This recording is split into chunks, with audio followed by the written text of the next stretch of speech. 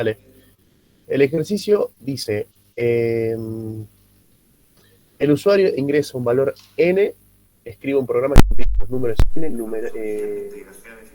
los primeros n números terminados en 5. Acá el ejemplo, si ingresa 4, deberá mostrar el 5, 15, 25 y 35. Lo armé de esta forma. A ver.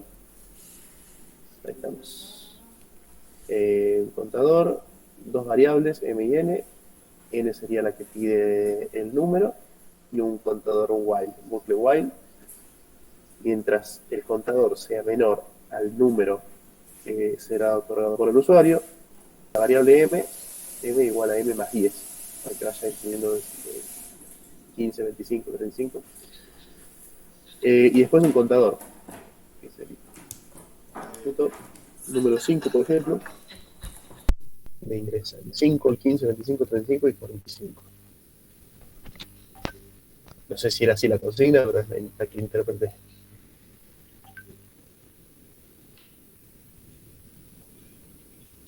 Bien, tenés el contador inicia en 0, perfecto, se inició el contador, iniciaste la variable m5, ingresa un número, print, sí, no, me parece que está perfecto.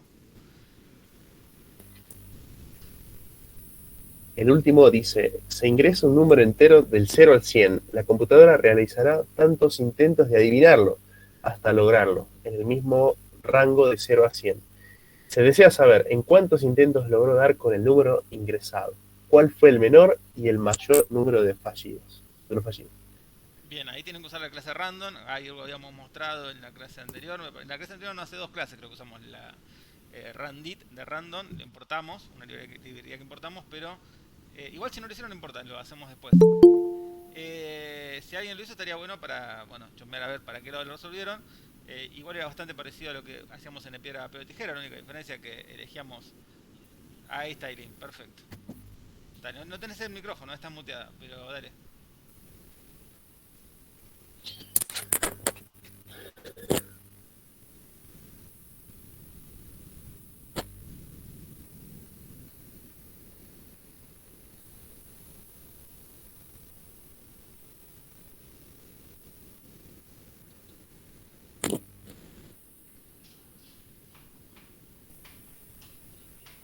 A ver, no, no estás con audio, Dice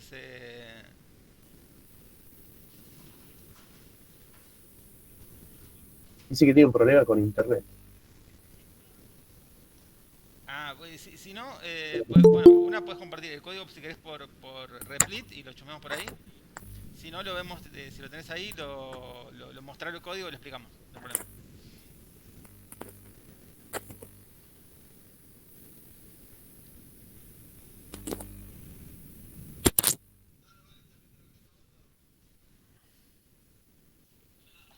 A ver, compartilo, que no se ve la imagen de tu código.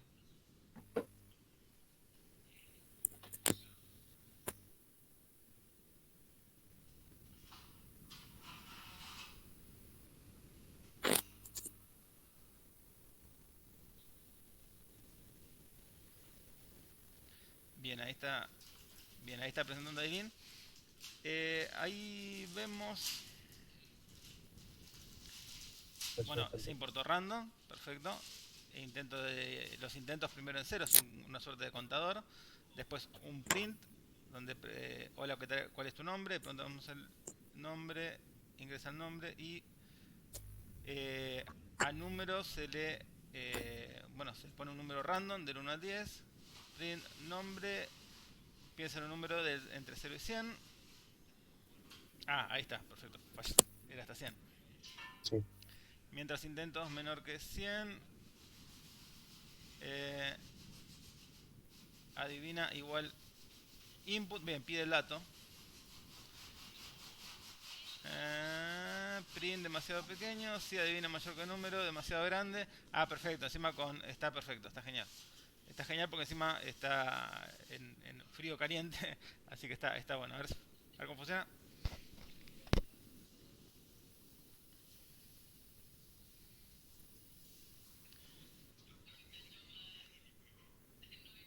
buenísimo.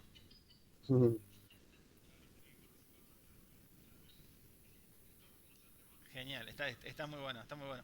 Este está bueno para que lo compartas en un replit, si no, te lo copiátelo y así lo compartís con el resto y lo tienen ahí para chusmear y para modificarlo. Pues está bueno el código, es bien sencillo, es cortito y está bueno. Te digo, ahora tenés como desafío el piedra, papel, tijera que hicimos, hacerlo más chico. Te lo dejo a vos como desafío personal, que se puede hacer con mucho menos código. Después lo vamos a hacer bastantes variantes de ese piedra, papel, tijera. Pero está bueno los mensajes, todo está interesante. Eh, Preguntita. Dale. ¿Puede ser que no, que el cero no estaba contemplado en el rango? Sí, sí, sí. En realidad en el rango tendría que estar de 0 a 100, pero no, igual está bien, digamos, es cambiar en el rango de Randit de 0 a 100 en vez de 1 a 100, pero digamos que en líneas generales va bien y va cumpliendo con lo que se pedía. En líneas generales, después le vamos a meter controles de errores y demás cosas así para ir más puntuales, pero va bastante bien.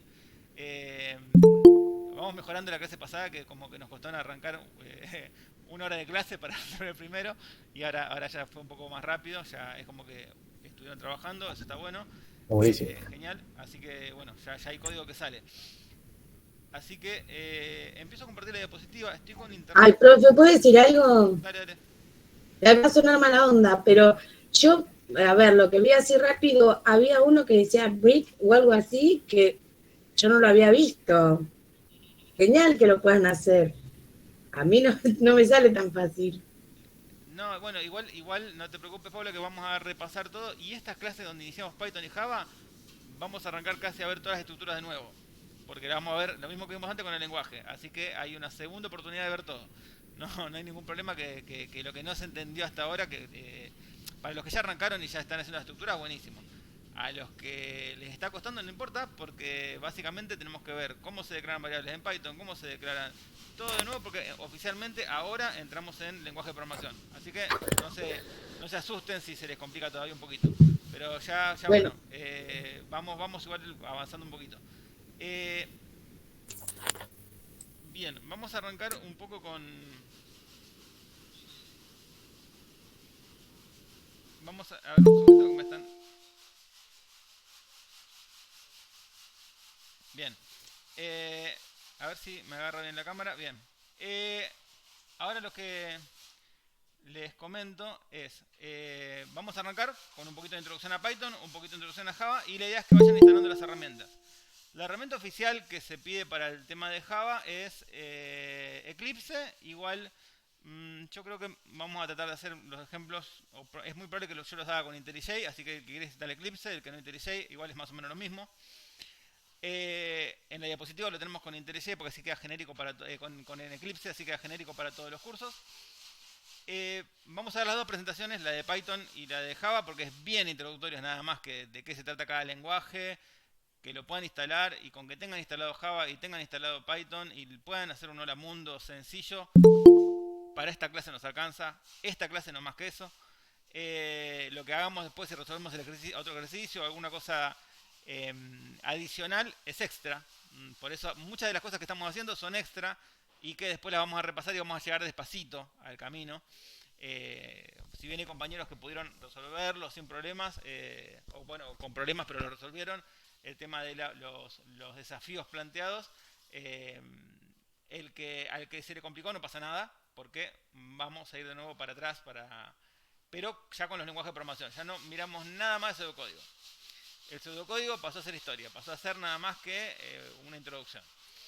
pero profe, la última. Sí.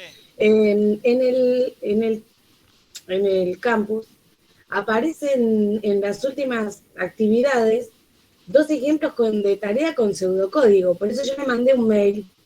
Sí, Eh, lo pueden hacer con pseudocódigo, porque los ejemplos son con pseudocódigo hasta la clase pasada. Bueno, Hasta la clase pasada en realidad era todo para hacer con pseudocódigo. La idea era que pseudocódigo sirve como introducción para puerta de entrada al lenguaje. Pero nosotros de acá, de código a código inicial, vamos a salir programando no con pseudocódigo, con un lenguaje. Entonces, de pseudocódigo, de ahora en adelante, nosotros en las clases no tocamos más. Ni ejemplo van a ver con pseudocódigo en el lenguaje.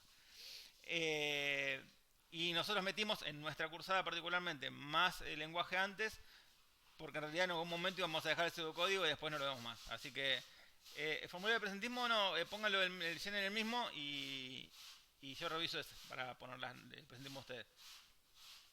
Así que en el mismo link. Los links donde se pueden ver las cosas. Bueno, en realidad lo que estaba hablando Paula es del tema de de la plataforma del aula virtual. Así que en eso sí, hasta el contenido de la clase pasada era con pseudocódigo. El contenido de la semana que viene que van a subir en aula virtual, o creo, no sé si lo subirán mañana, va a ser lo que yo voy a compartir ahora, que tiene que ver con la instalación y demás de los lenguajes y toda la historia. A ver, saco un rato mi cámara para que no se trabe la presentación y empiezo con una introducción a Python, que ya la vieron un montón de veces conmigo, pero la vamos a ver de nuevo.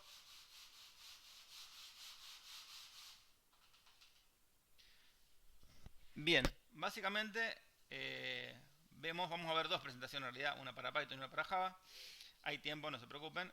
Primero es la instalación y el hola mundo, ¿no? Instalación del entorno de desarrollo, en este caso con Visual Studio Code. Ahora vamos a ver cómo instalarlo con Visual Studio Code. Deberían tenerlo todos o casi todos Visual Studio Code. Ahí vi a alguien que comentó por ahí en el chat que es la primera clase. En ese caso, quizá si no tenés instalado la herramienta de Visual Studio Code, a uno de ustedes lo vamos a usar como ejemplo, que no lo tenga instalado y vamos a hacer la instalación. El que se anime, el más valiente para compartir pantalla, que no tenga Visual Studio instalado. Bien, ¿Python qué es? Es un lenguaje de programación de alto nivel. Yo creo que había explicado en algún momento, si no, lo explicamos de nuevo, que es un lenguaje de alto nivel y uno de bajo nivel. Uno de alto nivel es uno que está más cerca del lenguaje del humano y más lejos del lenguaje de la máquina. Bien, mientras más parecido es al pseudocódigo, es más de más alto nivel. Lenguajes de muy alto nivel hoy en día que tenemos Python, tenemos Ruby, tenemos Go, por ejemplo. Y lenguajes de bajo nivel, que están más cerca del lenguaje de la máquina, tenemos, por ejemplo, Assembler. Lenguajes de nivel medio, no tan alto, pero no tan bajo tampoco, por ejemplo, como el C, en el lenguaje en el que está programado Linux, por ejemplo. Pero bueno, mientras el lenguaje es más parecido y hacemos menos manejo de recursos directamente de la computadora, de más alto nivel es el lenguaje. ¿Qué cosas suelen traerse aparejadas en lenguajes? Mientras de más alto nivel son un lenguaje, generalmente son un poquito más lentos, ¿no? Porque es toda esa traducción que hay que hacer para pasar del lenguaje de programación al lenguaje de la máquina, porque todo en definitiva se ejecuta en el lenguaje de la máquina, que son ceros y unos. Lo que hizo que por ahí Python demore un poco en ser el lenguaje más usado. ¿A qué demoró? ¿Por qué demoró? Porque empezó a tener cada vez a competir más a la par con otros lenguajes a medida que aumentó el poder computacional de las computadoras en general, ¿no? Ahora ya no se nota tanta diferencia en la ejecución de un programa hecho en Python con un programa hecho en otro lenguaje por ahí de un poquito menos nivel, o por ahí inclusive compilado, porque también Python otra cosa que tiene es que es un lenguaje que es interpretado. Bueno, lo dice acá en la diapositiva. ¿Qué es interpretado? Que nosotros escribimos el código en Python y no es que se compila eso para ejecutarse, sino que se interpreta línea a línea, ¿no? Hay un intérprete de Python, que nosotros es el que instalamos, que puede ser intérprete de Python 3.6, 3.8, 3.10, la versión que sea, pero ese intérprete que nosotros tenemos instalado en nuestra máquina es el que línea a línea va traduciendo el código nuestro a código de máquina y va ejecutando comando a comando. Al tenerlo que interpretar en tiempo real, también es más lenta la ejecución que un lenguaje que fuera compilado, como por ejemplo puede ser C, ¿no? Así que bueno, eso hace que sea un poquito más lento, pero lo que yo les digo, a medida que las computadoras son más rápidas, esa diferencia de velocidad que hay entre el Python y otros lenguajes se nota menos. Y también una ventaja que tiene Python, que hace que sea muy popular, es que sí es un poco más lento, pero lo que tiene de bueno es que es muy fácil de aprender. Digamos, la curva de aprendizaje en Python es muy cortita, uno llega a manejar bastante en Python en muy poco tiempo comparado con otros lenguajes de programación. Por eso mismo de que es de alto nivel y que es muy parecido a lo que es el pseudocódigo. Díganme, alguien hizo un comentario y yo no estoy viendo el chat en este momento. Armando, yo te iba a preguntar, no sé si estás compartiendo la diapositiva porque no la estoy viendo. No la estaba compartiendo, ahí la compartimos. Dale. Gracias por avisar porque estaba... Bueno, igual les estaba diciendo lo que está acá. Vamos de nuevo para atrás. Vamos a ver la instalación del desarrollo en Visual Studio Code. acá ahora sí ven la diapositiva de lo que yo les estaba comentando. Es multiparadigma. ¿Qué quiere decir multiparadigma? Paradigma son formas de programar. Hay formas de programar que son imperativas, que es como estábamos programando nosotros hasta ahora, que hacíamos una orden debajo de la otra, o bucles, o cosas así, que es una orden detrás, decimos hace tal cosa y la computadora hace tal cosa. Existe la programación orientada a objetos, que vamos a ver bastante nosotros en las próximas clases. Programación orientada a objetos es donde todos son objetos, se arman clases que son como template de los objetos, y después todos son objetos que interactúan entre sí. Por ejemplo, en un programa donde tengo que objetos, no sé, un programa que sea por un taller mecánico, voy a tener objetos personas, objetos que van a ser clientes, objetos que van a ser autos que voy a tener en el sistema, objetos que pueden ser repuestos, y bueno, cada uno tendrá sus características y demás cosas, y después cada cosa va a interactuar con la otra. Lo vamos a ver en detalle cuando lleguemos a programación orientada a objetos, así que no se asusten con eso. Programación funcional es básicamente programación basada en funciones que interactúan con otras funciones. Y es hay muchos lenguajes que soportan este tipo de programación funcional, y bueno, tiene sus ventajas, y después, bueno, la ventaja que tiene Python es que uno puede programar en cualquiera de los paradigmas, ya sea imperativo, como estamos haciendo hasta ahora, como programación orientada a objetos, haciendo clases y demás, y utilizando programación funcional. Multiplataforma. ¿Por qué es multiplataforma Python? Porque lo podemos usar en cualquier sistema operativo. Lo único que tenemos que tener es el intérprete de Python instalado, y el intérprete de Python instalado se puede instalar en cualquier sistema operativo. Simplemente lo descargamos de la página de Python. En la mayoría de los Linux vienen instalados, y en Mac también. Básicamente el mismo código que te va a funcionar en un intérprete de Python que tenés instalado en Windows, te va a andar en Mac, y así sucesivamente. Dinámicamente tipado quiere decir que el tipo de variable se decide en tiempo de ejecución. Yo no tengo que declarar el tipo de variable, sino que se declara por el valor que le voy a meter adentro. También acá es esto de que es fuertemente tipado, quiere decir que una variable, por ejemplo, no puedo sumar un string más un valor numérico, no tendría que convertir uno de los dos valores para poder sumarlo. Bueno, eso es lo que habla la parte de fuertemente tipado. Y es interpretado, que es lo que le decía yo recién, que el código se compila al lenguaje máquina, pero mientras se va leyendo el código de mi programa, ¿no? Línea a línea se va traduciendo. Eso hace que, lo mismo que le dije como 5 veces, que sea un poquito más lento que otros lenguajes que son compilados, que ya uno lo escribe, lo compila, lo pasa al lenguaje de máquina, y directamente la máquina lo ejecuta en su lenguaje. Entonces eso hace que sea más rápido, como el lenguaje C, por ejemplo, C++. ¿Cómo es la instalación de Visual Studio Code? Bien, yo lo que les diría es el tema de la pantalla para ver la instalación de cero. Yo podría mostrarles acá. Bien, ¿cómo hago para instalar Visual Studio Code? Bueno, básicamente busco Visual Studio Code en Google. La primera opción que me aparece es, bueno, inclusive la segunda acá, donde dice Download. Ahí ya tengo la opción para instalar. Esto se lo dejo a ustedes. Está igual en el link de la diapositiva. Sí, Sublime Text también le va a servir perfecto para usarlo.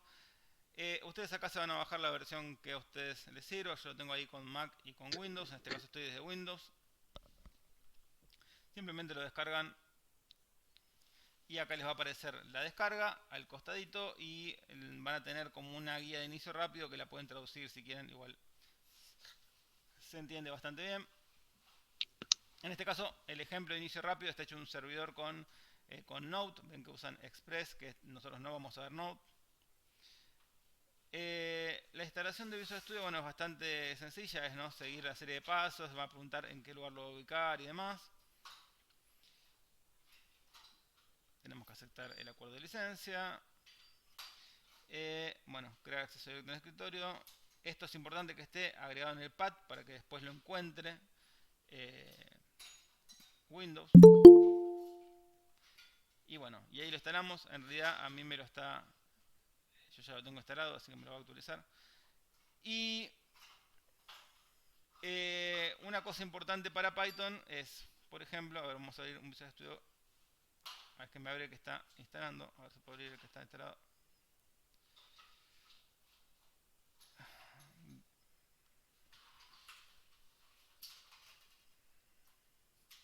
Visual Studio Code.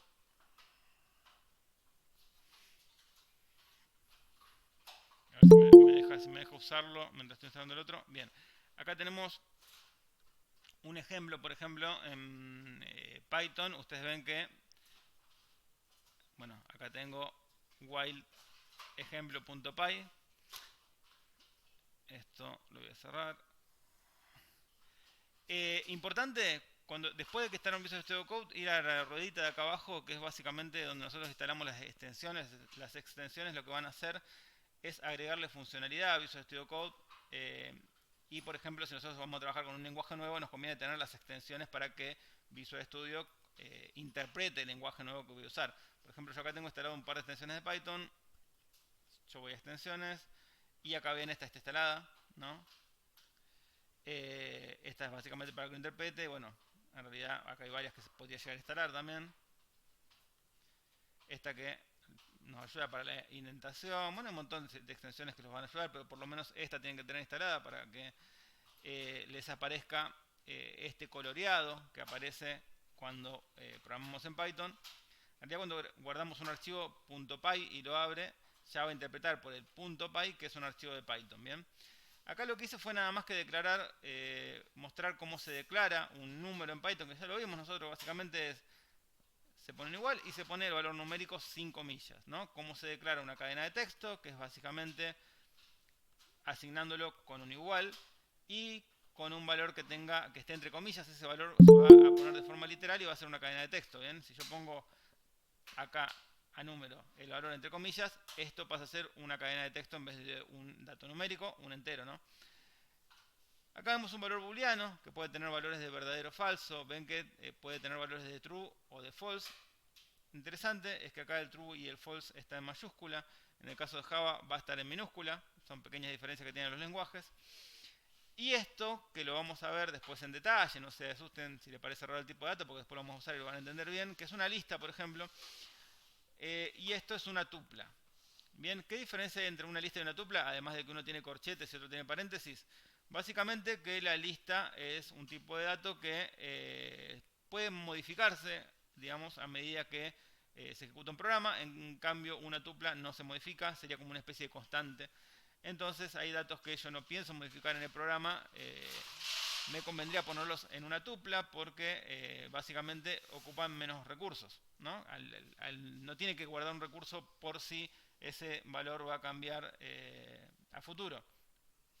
Así que bueno, entonces para eso usamos tuplas, ¿no? Tiene una funcionalidad similar a la lista, pero como el valor no cambia, utilizamos menos recursos. Yo podría usar listas en todo y no usar tuplas, sí se puede. Pero bueno, si queremos optimizar mejor nuestro programa, donde no necesito cambiar los datos en toda la ejecución, por ahí me conviene usar tuplas. Por ejemplo, no sé, a ver, un ejemplo para cuál me puede convenir usar tuplas. Si yo tengo que poner, no sé, provincias de la Argentina, las provincias no van a cambiar, entonces la puedo poner en una tupla y sé que esos datos van a ser fijos durante todo el programa. Días de semana y cosas así. Bien. Estos son tipos de datos. ¿Cómo se ven los tipos de datos cuando yo lo imprimo? Bueno, básicamente podría hacer un print por cada tipo de datos, si los ven cómo quedan. Igual por esta parte ya pasamos cuando digamos pcint. Y creo que ya lo hicimos en Python, pero por las dudas lo vamos haciendo todo de nuevo. Así vamos con los tiempos que nos dice la cursada. Print cadena de texto. Vamos a hacer un print también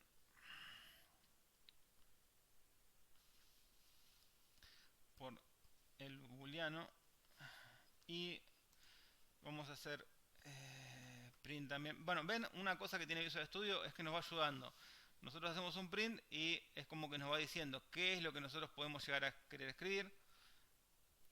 Acá nos explica, ven que por cada cosa que voy escribiendo nos va explicando qué es lo que debemos poner adentro, que podríamos poner adentro. En este caso voy a imprimir la lista. Y abajo voy a hacer un print de la tupla. Así ven cómo se ven cada tipo de datos, ¿no? tuplas. Esto lo cambio, tupla. Bien. Ven que cuando hay una variable o una tupla o una lista que no uso, está mal escrita, van a ver que me queda en blanco, ¿no? Porque no está declarada, ¿no? Me queda en blanco y subrayado. Si yo pongo acá el cursor, me va a decir lita no está definida, ¿bien? Esta variable no está definida, o en este caso es una lista. Le agrego una que existe y van a ver que automáticamente me aparece coloreada en celeste. Esto de los colores ayuda un montón para programar porque nos ayuda a encontrar errores mientras estamos escribiendo el código y antes de esperar la ejecución. Esto también lo tiene Replit, por ejemplo, que es el editor que estábamos usando online. ¿Cómo hago para ejecutar yo este código? Que básicamente lo que va a hacer es imprimir los valores que tienen adentro estas variables. Voy acá a este triangulito que parece un símbolo de play, que es básicamente un símbolo de play. Y ahí me va a cargar con mi editor de Python. Y ahí lo ejecuta, ¿no? Como no me pide datos, simplemente ejecuta la sentencia de pasos, que es imprimir el número, la cadena de texto, el booleano, la lista y la tupla. Bien, no hay más historia que eso. Estos eran los tipos de datos que tiene Python. Profe, disculpe una preguntita. ¿Hay Dale. algún atajo para ejecutar con el teclado? Sí, F5, creo. Ah, ok. A ver. Toco F5. No, bueno, acá me aparece tengo función F5. F5 o F6. Mira. Depende de... A ver, igual acá lo tenés, porque vos cuando vas a ejecutar, por ejemplo, esto me voy por acá. Cuando vas a ejecutar, acá te aparece, al lado Ahí está. de cada comando te aparece la tecla rápida, ¿bien? Control F5, ejecutar sin depuración, F5 es para que ejecute con depuración. Lo mismo para esto, ¿ven? Que para la parte de archivo, abrir archivo y demás, tenés siempre las teclas rápidas. Suele pasar que la mayoría de los programadores, cuando trabajás con un entorno que trabajas siempre, básicamente nunca más entras acá, usas todo teclas rápidas, ¿no? Casi que no sacas la mano del teclado. El programador senior en general programa sin usar el mouse, ¿no? Pero bueno, para el caso de lo que estamos haciendo nosotros, que es una cursada, no conviene usar el mouse. ¿Para qué? El mouse, ¿para qué? Para que ustedes vean dónde está cada cosa, ¿no? Después sí, ya en el tiempo se van a aprender todos los atajos de teclado y no van a ir más a selección, editar, archivo, abrir y demás. Es como que ya cuando lo usas todos los días, te conviene aprender los atajos de teclado porque lo haces más rápido. Pero igual, Profe, sí. le hago una consulta. Yo, bueno, entré recién a la clase porque se me rompió la camioneta, estoy tirado todavía. Dale. Eh, Así que, no, digamos, yo ahora voy a salir porque tengo que ver si me vienen a rescatar, si busco el repuesto y ver si la puedo hacer andar. Así que no hay Bien, chance que me... ¿diste el presente? No, Da el presente. Si querés, dalo después de la clase, no importa. ¿Tu nombre es? No importa, yo Castellano Rodrigo. Ah, vos tenías un lío con el tema del presente, ¿no? ¿O no? No, ya no será, perdón. No, no, no. Vos El mío estabas no, bien. Vos estabas bien con los yo presentes. entré después, pero estaban bien el Sí, tema sí, de los sí, vos presentes. estás bien con los presentes. Está bien, dale. Dalo, no importa, si querés dalo después cuando llegue a tu casa, pero llenar la planilla sí me queda a mí. Yo igual sé que tuviste un problema con el auto, así que no hay drama. Te Buenísimo. lo paso. Gracias, profe. Dale. Hasta luego. Si voy a subir la clase, sí. Y las extensiones es básicamente esto, ¿eh? Cuando van a la ruedita esta que está acá abajo, que es la configuración para administrar. Nos interesa la parte de las extensiones. Acá pueden hacer varias cosas, ¿no? Cambiar el tema de color, a algunos les gusta poner un color claro, iconos de archivo, un montón de cosas pueden hacer de acá, pero lo que nos Profe, interesa es las extensiones. Las extensiones le agregan funcionalidad. Si nosotros queremos programar en Python, le vamos a agregar las extensiones que necesitamos para Python. Si necesitamos programar en Java, le agregamos extensiones para programar en Java. Igual para Java no vamos a usar Visual Studio, sino que vamos a usar una IDE, un entorno de desarrollo integrado. Si quieren preguntar algo,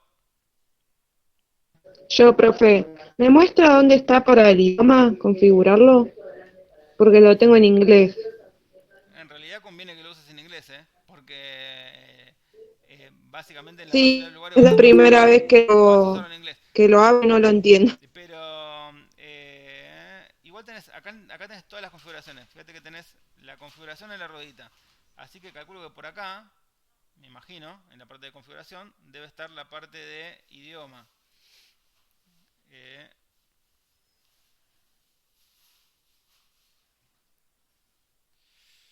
Ahorita extensiones. Alguien que haya hecho la configuración de idioma. Pero se instala también, es como una extensión. Ah, sí, podés instalarlo como extensión, pero también cuando vos haces la instalación, tenés la opción de que te pide el idioma. Pero, a ver, vamos a poner el paquete de idiomas.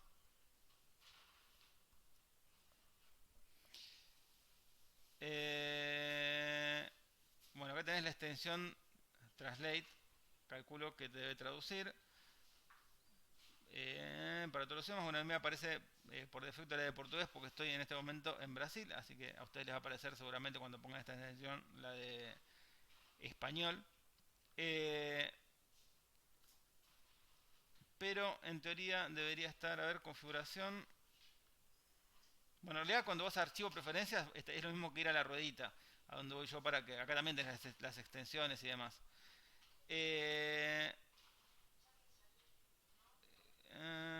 Se me ocurre que en configuración debería estar la parte del idioma. Acá tenemos 8 configuraciones encontradas. A ver abajo.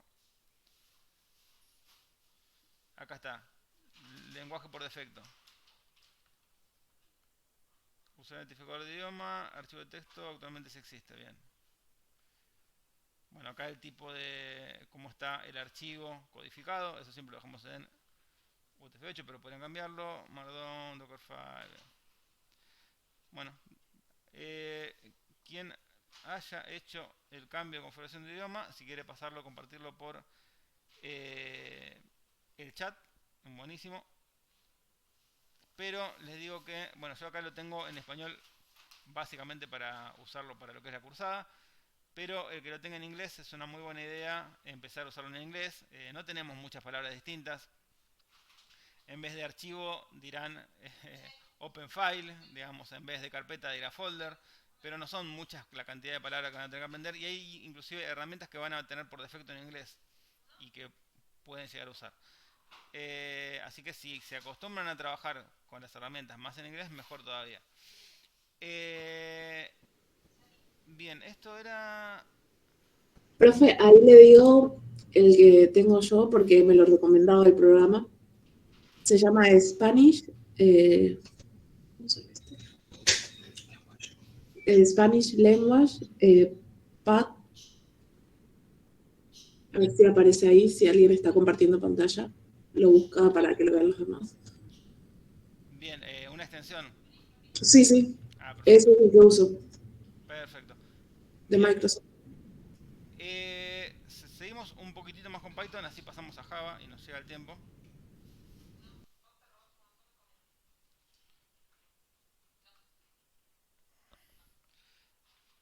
Y vamos por acá. Este es cortito igual, Bien, cosa importante que tengan instalado, bueno, Python. Ahora les muestro cómo descargar Python, porque si están en Visual Studio y no tienen instalado Python en su computadora, no va a funcionar. Instalación de Visual Studio Code, bueno, acá tienen básicamente la guía y el tipo de datos de Python, que es lo que vimos recién. El icono de play para ejecutar. ¿De dónde descargan Python si no tienen Python instalado? Porque tienen un Windows que no tiene Python o quieren tener la versión más actualizada. Básicamente buscamos Python, download por ejemplo, y a la primera página que nos va a llevar va a ser a la de python.org, donde tienen en la página de inicio la última versión estable, bien, de Python, con lo cual pueden hacer clic acá y lo instalan. Si no, pueden ir a download y pueden elegir distintas versiones para Windows, para Mac y demás, y pueden instalar versiones anteriores si quisieran. ¿Cómo lo instalan? Bueno, básicamente descargándolo, y recuerden que en la instalación tienen que poner, bueno, acá me va a dar que esté instalado, upgrade,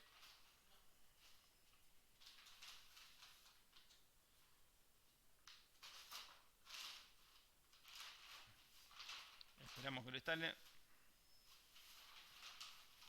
Y como sé yo que tengo instalado Python, básicamente, bueno, una podría ser directamente ejecutar en Visual Studio Code, ven como yo ejecuté. Otra es abrir, no sé, una consola de comandos, PowerShell o lo que sea. vamos a abrir y escribir Python. Escriben Python y le va a aparecer, si tienen Python instalado, esto básicamente, que es una consola interactiva de Python, ¿no? Entonces yo ejecuto comandos en Python y me va a hacer lo que, no sé, print hola mundo, por ejemplo.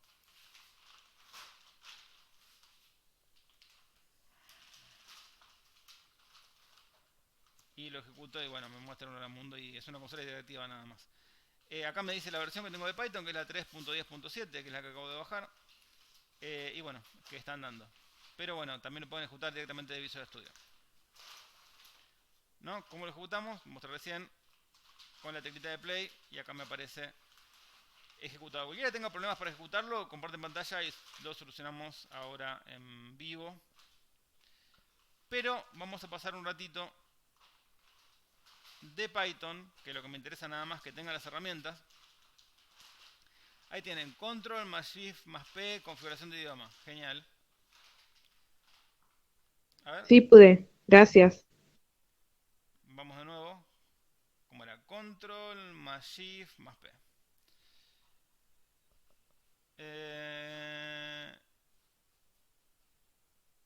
Bien, me llevó a cualquier cosa, pero bueno. Vamos un ratito para Java. Y vamos primero a lo que dice la diapositiva, que es la que tienen todos los cursos, pero después vemos cómo instalar también el IntelliJ. No, en este caso no va a ser Visual Studio Code, sino que lo que va a hacer es Eclipse. Hablemos un poquito de Java. ¿Qué diferencia tiene Java con Python? Bueno, Java es multiplataforma también. Lo único que tenemos que tener es, en el caso de Python tenemos que tener el intérprete de Python. En el caso de Java tenemos que tener lo que se llama la máquina virtual de Java. Java es multiplataforma, ¿sí? Si tengo la máquina virtual de Java, que se puede instalar en cualquier plataforma, funciona. No tengo que hacer ninguna cosa rara en el código. Y bueno, hoy se ejecuta en miles de millones de dispositivos porque básicamente la mayoría de los programas de Android están programados con lenguaje Java. Una particularidad que tiene es que es orientado a objetos, no es multiparadigma, sino que se puede usar en un solo paradigma de programación, que es la orientado a objetos. Bueno, la programación orientada a objetos fue recontra popular en los 90, por eso se hizo muy popular Java y hasta hace muy poco era el lenguaje más usado de programación, ahora es Python. Se sigue usando muchísimo en el mundo fintech, en entornos de bancarios y demás. Es fuertemente tipado, sí. No se permiten violaciones a tipos de datos, no se puede también hacer una suma entre datos diferentes o interacción entre sí de datos diferentes o comparar datos diferentes. Y bueno, hay que declarar el tipo de variable o qué va a tener adentro cuando declaramos la variable. Instalación de Eclipse. Eclipse es el que está recomendado por el tema de código inicial. Bueno, acá tienen básicamente cómo sería el link para instalarlo. Igual, básicamente, digamos, si uno pone Eclipse Download en Google, lo que va a encontrar es Eclipse Download. Ven, acá tienen Eclipse Download. Acá pueden descargar directamente el ejecutable. Igual, esto lo podemos hacer. Buscamos en Google Eclipse Java, Eclipse Download. Y lo primero que les va a aparecer es esto, Eclipse Download. Nos va a aparecer esto, si queremos instalar Eclipse. Ojo, les dije, pueden usar Eclipse o pueden usar IntelliJ. Si no tienen muchos recursos en su computadora, no están en los dos porque se les va a hacer re pesado, los dos son pesados. Acá bajaría Eclipse, por ejemplo. Pongo download, lo descargo, me dice si quiero donar plata. ¿Cuál recomendás? Yo recomendaría Mejor. IntelliJ. Ok, Si me preguntás descargo a mí IntelliJ. personalmente me gusta más IntelliJ y a nivel laboral he visto mucho más usar IntelliJ que Eclipse. Hace unos años, cuando yo aprendí Java, hace 11 años, cuando iba a la facultad, se usaba en casi todos lados Eclipse o NetBeans.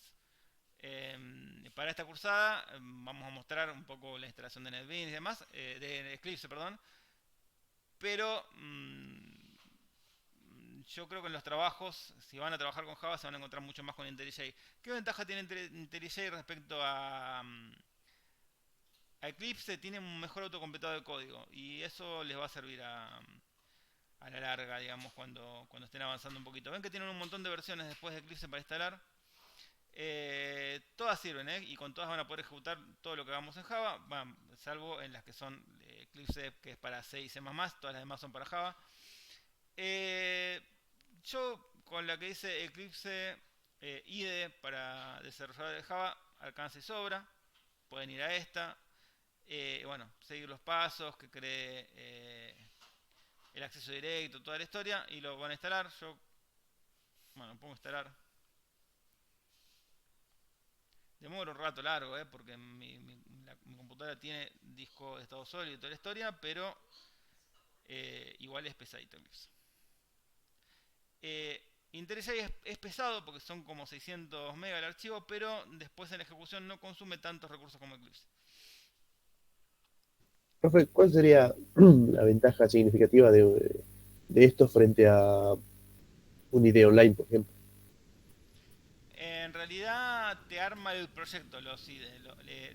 Nosotros en el caso de Visual Studio Code, que cuando estamos haciendo un archivo así plano, que ejecutamos un código, y es lo mismo en realidad hacerlo en Visual Studio Code o hacerlo en Replit.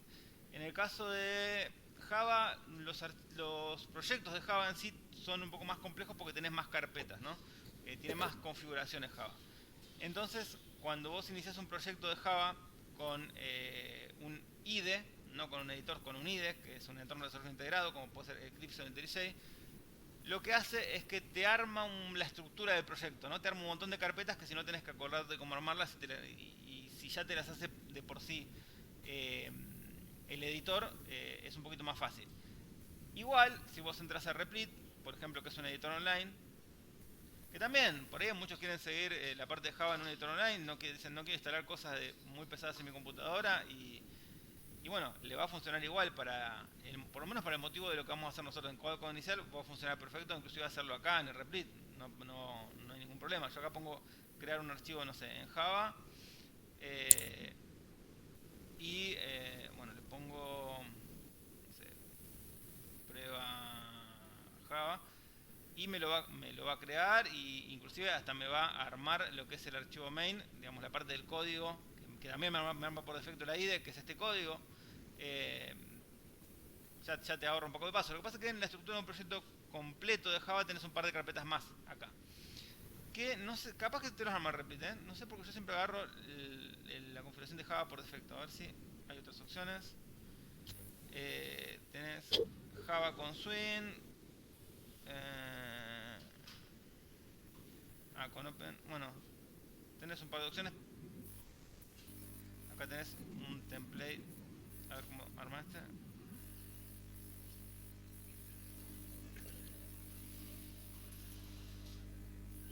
Está trabajando, acá se arman más carpetas en este tipo de proyectos. Bien, acá te armó un archivo POM, que después vemos para qué se usa el POM, en realidad es para configuraciones, dependencias y demás. Estas cosas te arma la IDE, ¿ven? Este archivo, esto no lo estás escribiendo vos, te lo está armando por defecto, las dependencias, en este caso Replit, bueno, algo parecido hace los IDE, te arman este tipo de los POM, este tipo de archivos de configuración. Pero bueno, en el caso de Replit te arma todo muy básico. Para el caso de nuestros proyectos o de lo que podemos llegar a nivel de complejidad en estas cursadas, sí te alcanza Replit, en realidad, te sirve. Porque no vamos a pasar de hacer no sé, ciertos ejercicios como lo que hicimos la vez pasada, que hicimos con Python, lo vamos a hacer en Java. Quizá vamos a hacer clases, también acá puedes hacer clases y vincular una clase con otra, generar objetos y demás. Podría llegar a seguir la clase en Replit si es que no tenés espacio o simplemente no tenés ganas, por ahí querés ver Java y por ahí lo querés ver a modo informativo, no tenés ganas de instalarlo en tu computadora. Podés hacer los ejemplos si querés con Replit sin ningún problema. Igual, no es obligatorio que hagan los dos. Ustedes van a tener la opción de hacer los ejercicios obligatorios en un lenguaje o el otro, el que ustedes elijan.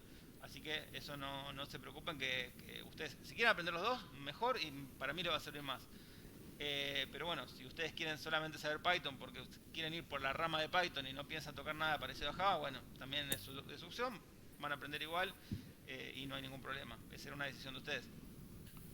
Digamos, no es obligatorio que sepan los dos, sino que la idea es que que salgan de acá sabiendo solucionar la parte lógica, no un lenguaje en sí. Para un lenguaje en sí, para que dominen un lenguaje en sí en serio, vienen los siguientes codo a codo.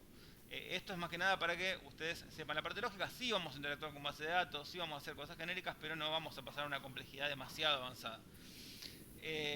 Inclusive vamos a hacer algo de entorno gráfico, tanto en Java como en Python, pero básico, digamos, un entorno gráfico de cómo, no sé, un programa que me pida datos, tener por dónde ingresar los datos, que genere una ventana, digamos, pero nada demasiado complejo, ¿no? A nivel básico.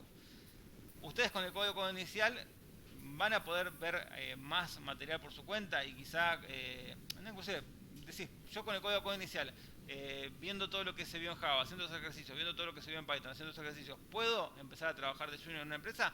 Y sí, pueden. En realidad la verdad es que pueden. No es que podrían en alguna que tenga, digamos, obviamente van a tener que ver algunas cosas por ahí, algunas herramientas aparte por su cuenta y demás, pero a nivel general sabrían por lo menos la mínima lógica de programación como para poder pasar una entrevista básica para un junior, trainer y demás. No van a estar muy lejos de eso. Pero bueno, tengamos en cuenta que lo que estamos haciendo es un curso introductorio, igual.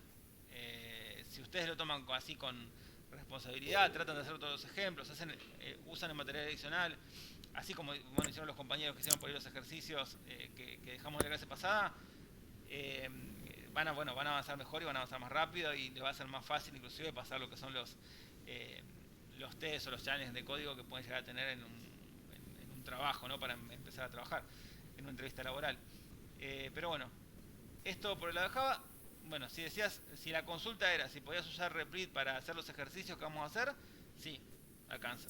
Pero bueno, si quieren tener entorno de desarrollo integrado instalado, está la opción de instalar, acá metido de Python, está la opción de instalar el Eclipse, que bueno, acá en la diapositiva que ahora la subo y la dejo en la carpeta, ven algunos detalles más de configuración. Bien, esto ustedes van a tener que ver que compila el primer proyecto. Esto por ahí lo hacemos en la clase que viene, hacemos un proyecto y lo compilamos entero, a ver cómo compila. Y hacemos lo que es el primero la mundo. Bueno, acá les muestra cómo se crea un proyecto en Eclipse. Básicamente van a ver que, bueno, están viendo en esta ventana, por ejemplo, que le ponemos la carpeta, ponemos el paquete, porque se organiza en paquetes. Esta superclase va siempre.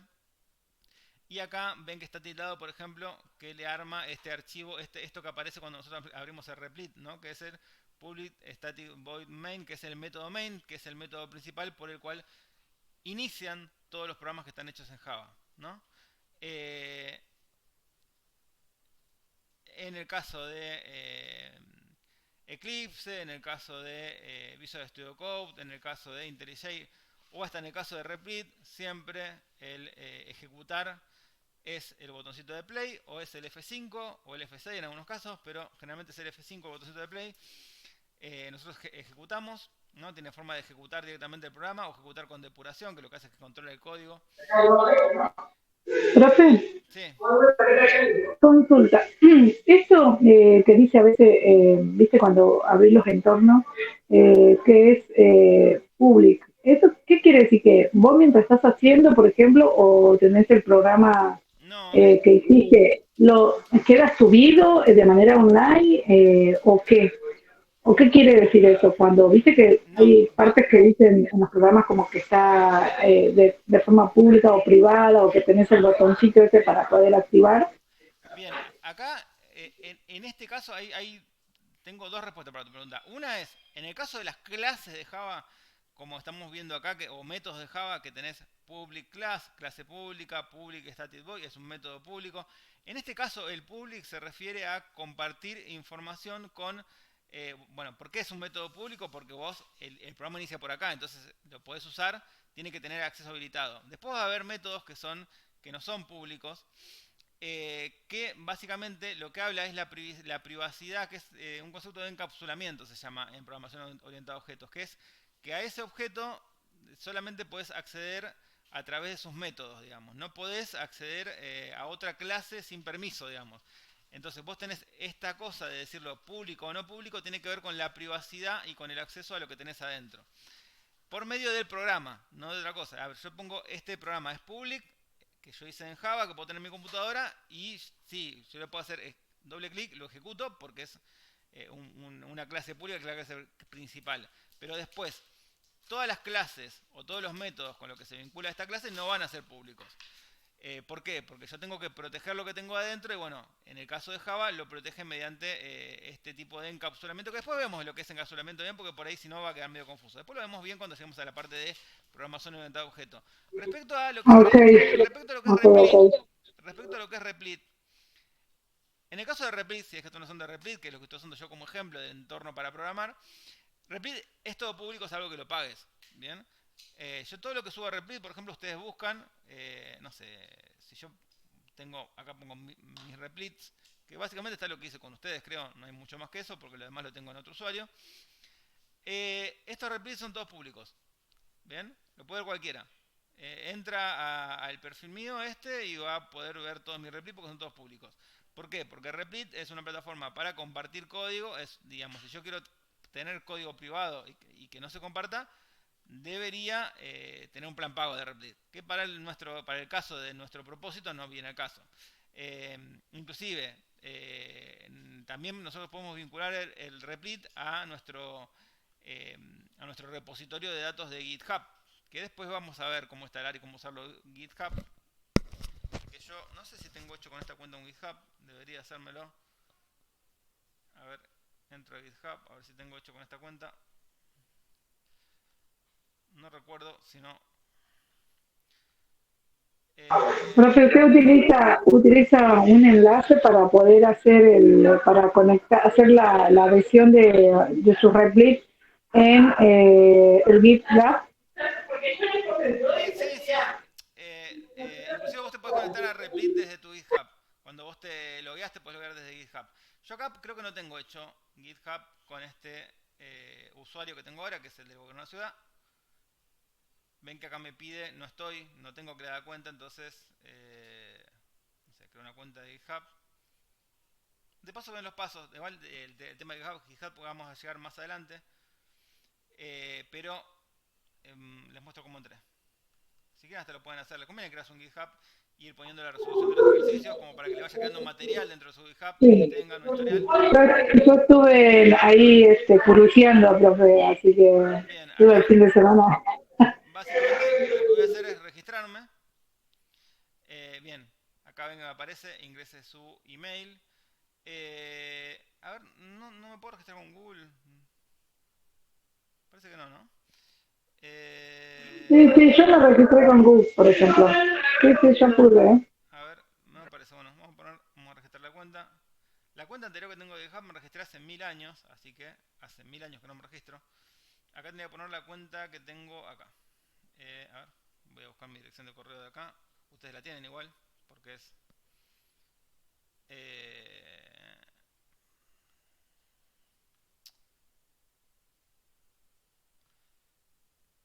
Vamos de nuevo a que me pida los datos. Bien, ingresé el correo. Crear un password.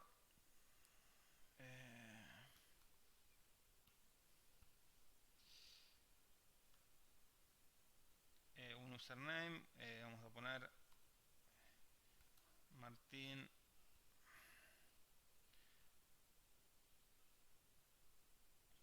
Codo.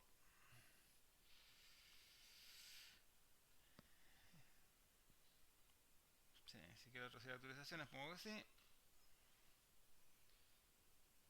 Y acá me pide, bueno, un rompecabezas para verificar que soy una persona en un robot.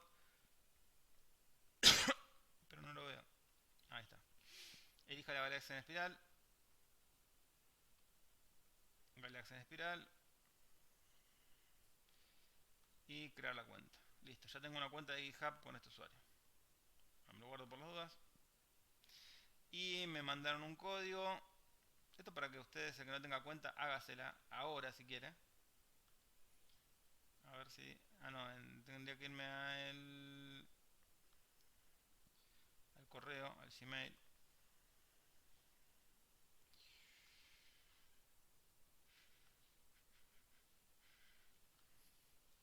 Paso en el paso a paso de cómo instalarlo. Esto es del Ministerio de Educación, así que...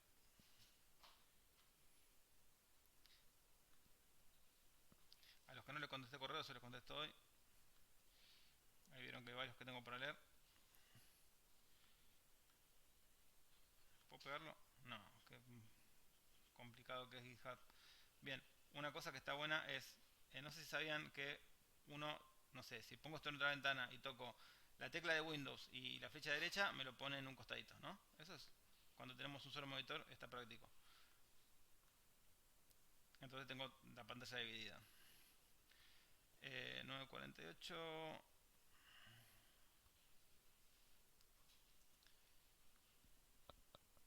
Bien, y ahí me preguntan los miembros de mi equipo, sí.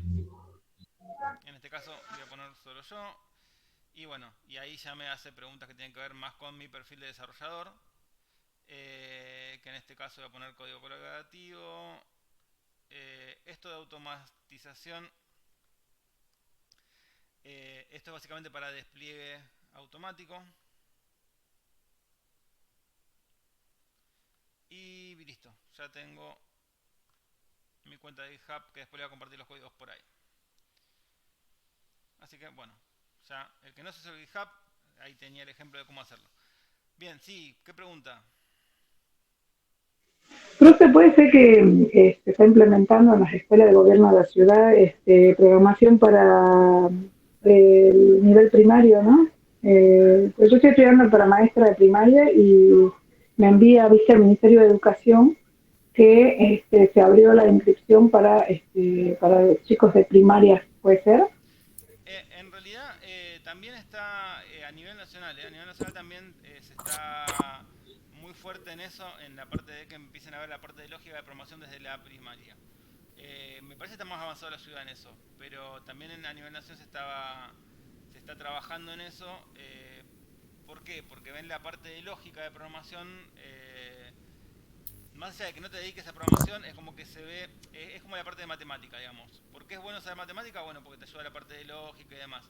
Claro, Y el sí, caso sí, de sí. programación, diseño de algoritmos, solución de problemas, también te ayuda a la parte de lógica.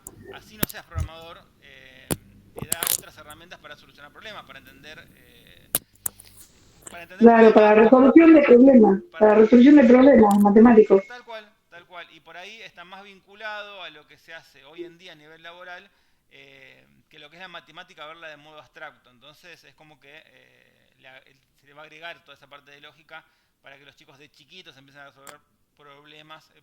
Por eso muchos de los programas que vienen para la parte de primario usan herramientas tipo Scratch o cosas así que un poco te preparan para ver lo que es programación orientada a objetos, que es lo que vemos con Java.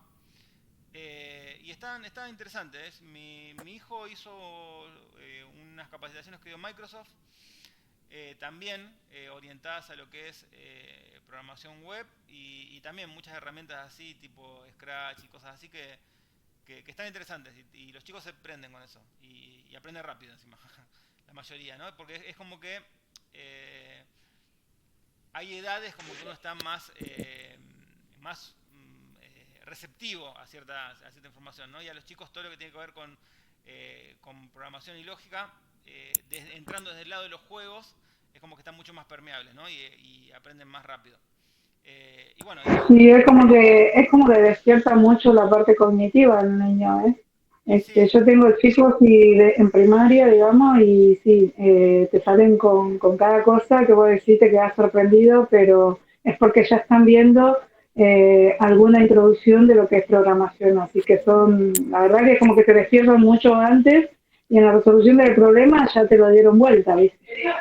y bueno, antes por ejemplo se creía que el tema de los juegos como que no ayudaban tanto en la parte de lógica y demás, y sin embargo no es así. Muchos de los que son más gamer después terminan siendo muy buenos programadores porque trabajan mucho resolución de problemas, depende el tipo de juego que juegan, ¿no? Hay muchos juegos que requieren mucha parte de lógica y hasta mejoran lo que es la articulación cerebro-mano.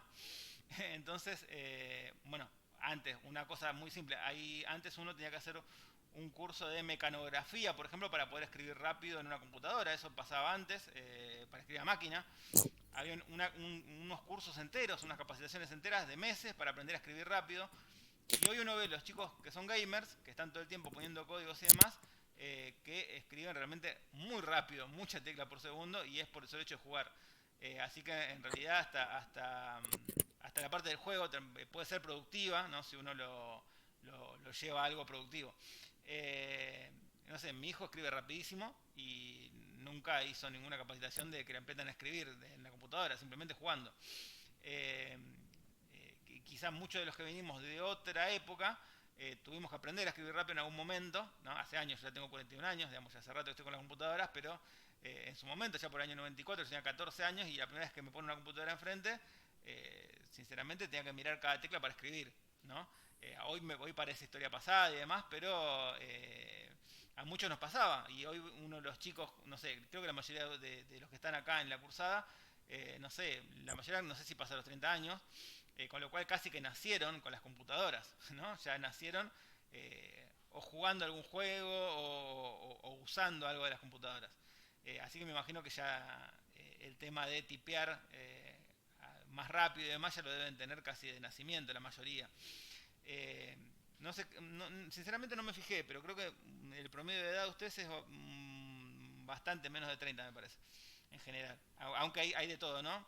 Bueno, en el caso mío, yo después de los 30 me pasé para el mundo de sistemas, ya llevo 11 años, pero bueno, la mayoría arranca bastante más chico ahora. Después, Profe, sí, sí. ¿podemos ver un ejemplo de cómo se sube un ejercicio, un código a GitHub? Hacemos entero la clase que viene. Ah, ok. Subimos un par de ejercicios como tarea. Bueno, esperen que termino lo de Lola Mundo, que no, era nada más que Lola Mundo, que era que si abren Replit lo van a tener directamente hecho en Java. Lo que está bueno por ahí es... A ver cómo estamos ahora. No, estamos bien. Por ejemplo, a ver, les voy a mostrar una cosa en Java. Debería abrir uno de los que tengo armado en Java, porque si no me va a caer un montón. Después le voy a limpiar, así no me quedan muchos así con código a medio armar.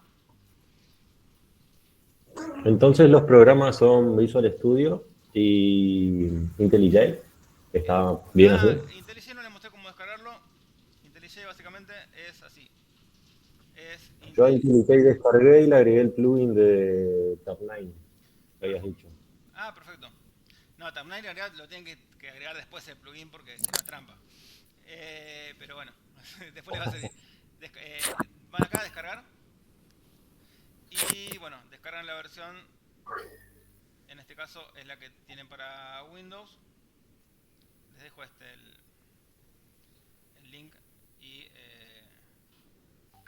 si quieren descargan plugin, si no, no, ya viene todo medio armadito en IntelliJ. Después hacemos un proyecto entero en IntelliJ que van a ver que se arma un montón de carpetas. A ver, déjenme ver. De Java, por ejemplo. Yo les mostré los tipos de variables en Python. Está bueno también por ahí ver en Java. ¿Cómo declaro un entero en Java? Int, número. Esto es más o menos como lo que hice recién en Python. Igual, hay 86 de foto. Puedo declarar un valor, una string. En el caso de string en Java es con mayúscula. No, lo puse mal. String. poner palabra, tardó en colorearlo, yo creo que lo escribí mal. Palabra igual hola. Puedo declarar un booleano, que por ejemplo creo que es, a ver si me lo, boolean, vamos a poner booleano igual true. En este caso ven que el true es con minúscula, no es con mayúscula. Y después, cosas que tienen que tener en cuenta es que en Java todo va con punto y coma, si no me va a tirar falla. Y podríamos probar el tema de imprimir los datos, ¿no? Podría imprimir primero el número. ¿Se puede ir actualizando las variables sobre la marcha igual que en Python? No puedes cambiarle el tipo de dato. Sí puedes cambiar la variable, pero no puedes. Sí puedes convertir, pero tendrías que convertirla y meterla en una variable que ya esté antes declarada como con el tipo de dato que quieres usar. No es tan flexible como Python. En el caso de que yo declaro un número, es un int, es un entero, listo. Esto nunca va a pasar a ser un float. Siempre va a ser entero. Con lo cual, si yo tengo que hacer algo donde tengo que dejar punto algo, una división, me conviene declarar otro tipo de variable, no un entero, ¿no? Uno que tenga punto flotante. Acá, bueno, vamos a poner, imprimir solamente los básicos. Imprimimos el número y hago la salida del... Bueno, ahora lo vamos a ver con ejemplo. Las restricciones que, en realidad las restricciones que tiene Java, para muchos casos son buenas, porque, digamos, por eso se lo elige para muchas fintech, trabaja con... no, perdón, estaba por imprimir un literal. Palabra era. Acá, por ejemplo, imprimo las variables y ahí imprime qué datos tienen adentro, ¿no? Es muy parecido a lo que es Python. La diferencia es el punto y coma, la diferencia es que acá tenés que decir qué tipo de dato tiene adentro. Ven que imprimimos dos tipos de datos distintos. Si yo, bueno, el tema de las sumas y las operaciones matemáticas es similar.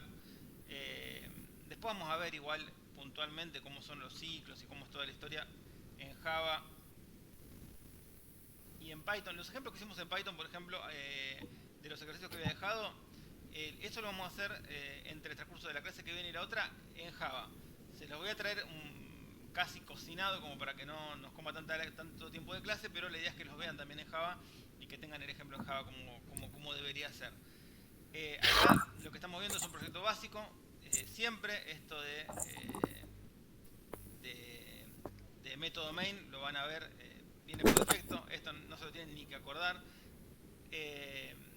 porque siempre Eso todos los... aparece por defecto, digamos. ¿Ya lo pone por defecto eso, profe? Class main y public static, eso lo pone por defecto. ¿Y las llaves te las coloca o vos tenés que colocar la llave de la clase main y de public static y después la cerrás? No, la llave, esto se lo arma por defecto. Después vamos a ver igual qué es cada cosa, así entienden. Básicamente, esto de void, por ejemplo, que lo vamos a usar bastante, quiere decir que este método no devuelve nada afuera, digamos. No le devuelve no hay ningún return de datos a otro método, ¿bien? Básicamente, lo que se ejecuta acá pasa dentro de main, ¿bien? Pasa acá. Y no le devuelve, no hay un return hacia ningún otro lado. Eso es void. Básicamente una función void es una función que, por ejemplo, si yo le mando a una impresora la orden de imprimir, ¿no? Ese sería, por ejemplo, una función void. ¿Por qué? Porque yo le paso el dato para imprimir, la impresora lo imprime y lo hace y lo terminó. No me devuelve nada, ¿no? Podría no ser un método void si fuera, por ejemplo, que la impresora, después de que imprime, me retorna un documento impreso, ¿no? Me devuelve un dato. En ese caso no tendría un void, sino que tendría, en vez de void, tendría acá el tipo de dato que devuelve. Por ejemplo, podría ser un método que tenga un int, si va a devolver un dato que es un entero. Eso después lo vemos, no se preocupen que todas esas cosas las vemos y después va a tener sentido cada palabra que tiene acá, a pesar de que no se las tienen que acordar, porque esto, cuando hacen el programa, el método main viene generado, más con las CIDES, que tiene gran parte de código que tiene autogenerado. Pero bueno, no se asusten en esa parte, que es lo de menos, pero todo tiene un sentido en Java, ¿no? Todo esto. En el caso de Python, no hay por ahí en esto sí se ahorra en sintaxis, en el tema de las funciones. Bueno, en el tema de no poner el tipo de dato que va a cada cosa, sino que automáticamente el tiempo de ejecución va decidiendo qué es lo que, según el valor que le metemos adentro, qué tipo de dato es. Pero le digo, tiene sus ventajas cuando algunos lenguajes de programación son fuertemente tipados por ahí para ciertos rubros. Por ejemplo, para el caso de sistemas financieros, fintech y demás, es una ventaja que no pueda convertir tipos de datos así tan simple, porque tiene que ver con restricciones que nos ayudan a que no aparezcan algunos errores, ¿no? O cosas que no sean manejables. En el caso de Python se puede hacer casi todo, pero hay ciertos errores que tenés que manejarlos. Que después vamos a ver eso, lo que es un try catch y demás, como para hacer el manejo de errores. Después tengo, a ver, ¿estamos mal de hora o más o menos? No, estamos bien todavía. Una cosa que me interesaba mostrarles también era, nosotros habíamos hecho uno de los ejemplos, era este, ¿no? El de ingresar un texto y salir con la palabra cancelar. No me acuerdo cómo lo habíamos hecho nosotros, pero acá hicimos otro ejemplo con otra cursada y me pareció que salió algo interesante. Por ejemplo, habíamos hecho un ejemplo que en realidad, bueno, acá tienen este ejemplo. ¿Qué pasa cuando la primera palabra que ingreso es cancelar? No sé si eso estaba, este es el ejemplo que hicimos nosotros. A ver, déjenme ver. Ingreso un texto, pongo cancelar en la primera palabra.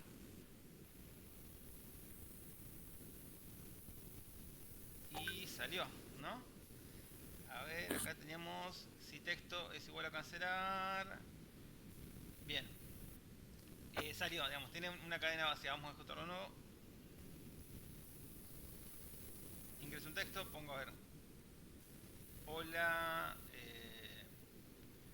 no sé, chao y no sé, cancelar.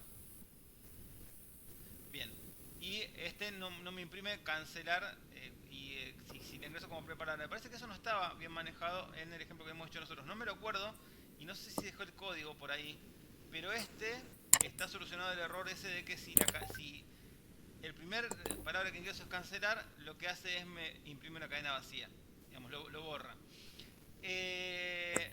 Para que no me aparezca el cancelar. Así que este código se los dejo para que lo tengan de respecto al primer ejercicio. Lo voy a poner tipo en un replit. Vamos a poner, ¿qué ejercicio era? ¿Se acuerdan? ¿Tiene el número de este ejercicio? El que tenga a mano el... No lo recuerdo yo qué número era. El 2 o el 3 creo que era. Bueno, vamos a ponerle un nombre que tenga El 1. palabras anidadas, le pongo. Palabras anidadas. ¿Bien? El 1, profe. Me parece que ahí, bueno, igual a palabras anidadas calculo que lo van a ubicar. Creo replit. Esperen que lo cree. Lo pego y calculo que entienden el código, ¿no? Primero, lo mismo que antes, ingreso el primer valor por afuera del bucle, agarro el valor y lo pongo todos en realidad en minúsculas para no tener que andar comparando de si son mayúsculas o minúsculas. Si pongo cancelar de cualquier manera me lo va a agarrar. Cadena, lo primero que hago es le pongo el valor de texto adelante y después meto el while. Y en el while que digo, si texto es distinto a cancelar, ¿qué hace? Me pide el texto, lo pone en minúscula y después de que lo pone en minúscula, si texto es cancelar, bueno, acá pasa de largo. Y si no es cancelar, a cadena, que ya tiene un valor que es el primer texto, le agrega el segundo texto más un guión, ¿no? Guión y segundo texto, ¿no? Y ahí me va haciendo esta cadena. Lo ejecuto por las dudas que se vea que ingresaba bien, que este era... Vamos a poner frutas.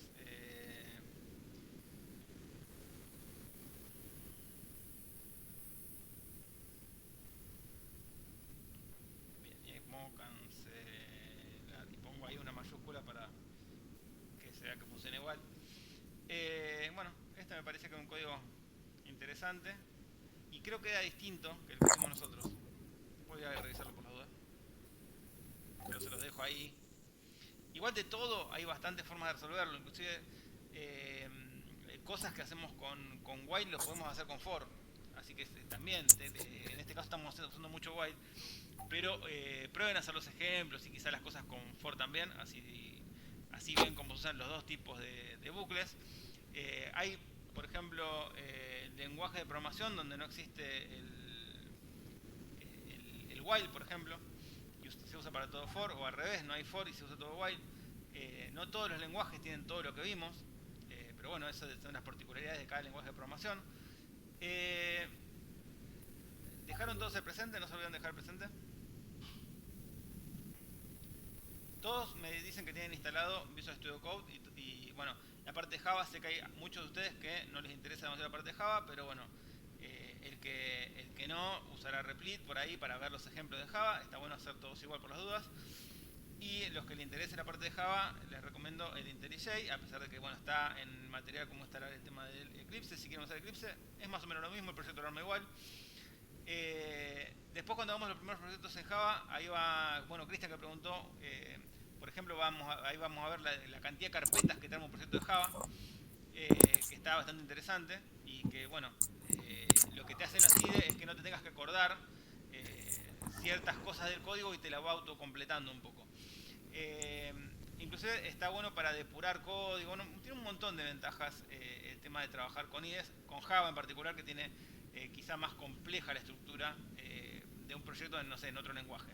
Un proyecto en Python suele ser un poco más simple la estructura, aunque cuando programamos de manera orientada a objetos en Python se termina pareciendo bastante a un proyecto de Java.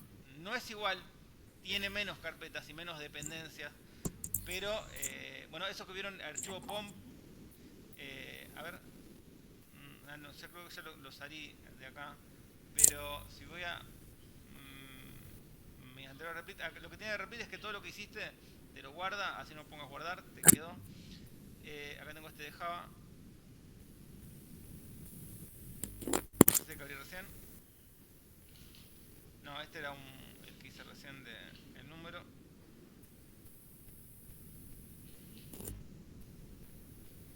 Pero había mostrado uno que tenía un archivo POM, que el archivo POM es básicamente donde nosotros ponemos dependencias.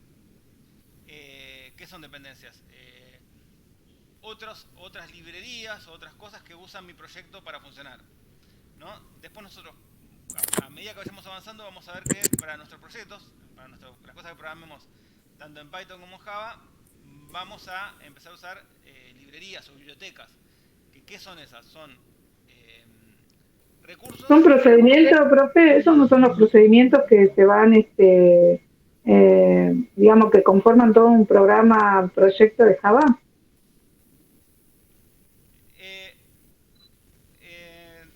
Vamos a ver después bien qué son los procedimientos, qué son las funciones y demás, diferencias entre sí. Yo cuando me refiero a bibliotecas son librerías, en realidad librerías se le suele decir en castellano, pero bueno, Claro. en realidad son bibliotecas porque es library, la traducción sería una biblioteca. Generalmente los que programan en C se enojan cuando uno dice librería y habla de una biblioteca, pero bueno, ya es normalizar el uso de librerías.